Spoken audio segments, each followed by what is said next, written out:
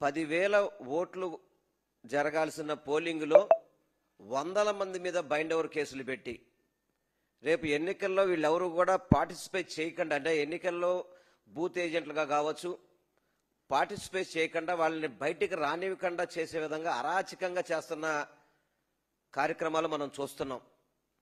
గత వారం రోజుల నుంచి చూసుకుంటే కనుక పులివెందులు అనేది ఒక ప్రశాంతమైన వాతావరణంలో స్వర్గీయ వైఎస్ రాజశేఖర రెడ్డి గారి దగ్గర నుంచి ఈరోజు జగన్మోహన్ రెడ్డి గారి వరకు కూడా అభివృద్ధి అంటే పులివెందులు అనే విధంగా దాన్ని అభివృద్ధి చేశారు.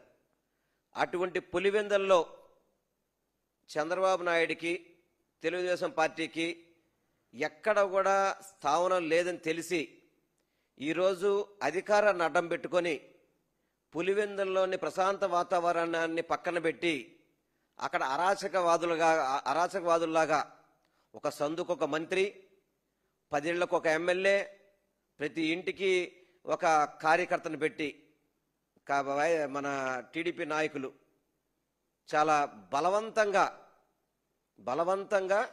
ప్రజలను అక్కడ ఇబ్బందికరం ఉండే పరిస్థితిలో ఎన్నికలు జరపాలని ప్రయత్నం చేస్తున్నారు.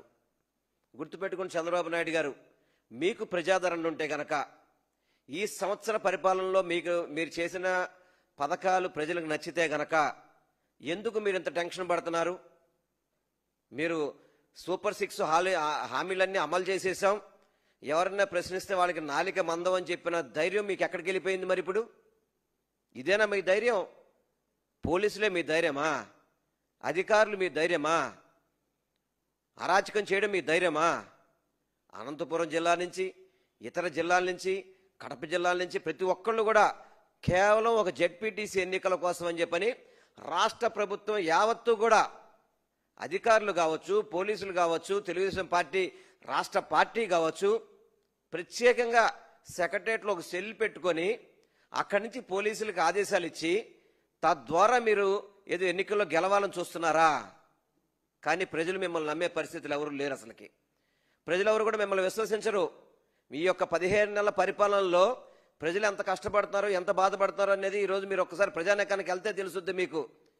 మీరేదో 4 గోళ్ల మధ్యలో కూర్చొని అదేవిధంగా 10 కార్లు వేసుకుంటూ వెళ్ళిపోయి మీకు నచ్చిన ఇంటికి వెళ్ళి మీరు ప్రమోషన్ చేసుకొని, మీరు నచ్చిన ఇంటికి వెళ్ళి మీరు షూటింగ్లు చేసుకున్నంత మాత్రాన ఓట్లు పడతాయి మీకేమన్నా? ప్రజల్లో మంచి చేయాలి,